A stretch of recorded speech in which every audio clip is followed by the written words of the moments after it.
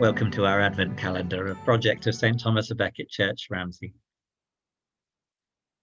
Yesterday, we looked at God's friends becoming a people, the people of Israel, and they lived a long history and they had a great king.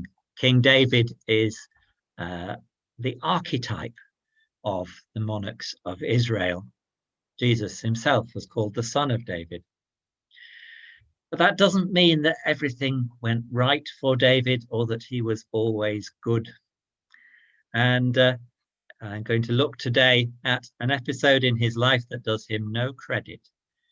The point is that he was still the great king, even though he was a sinner. But let's look at the image.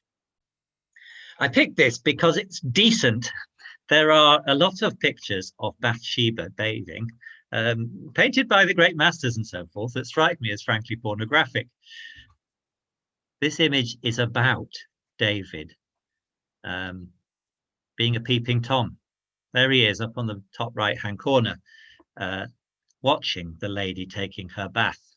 And I don't know about you, but I didn't fancy being brigaded with him as another peeping Tom by looking at that kind of art.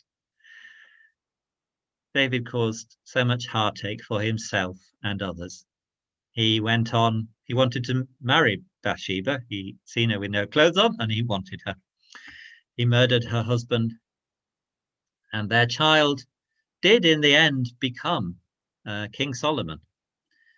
But the result of David taking this second wife was constant rebellion and warfare, which brought him to his older age in grief.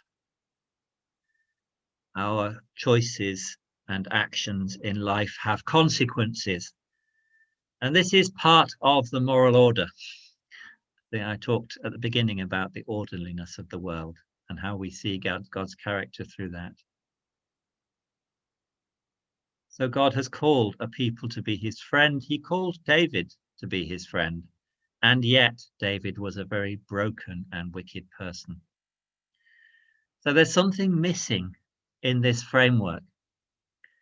God has tried to create a people for himself to be his friends, through which he would bring the whole of humanity back to himself.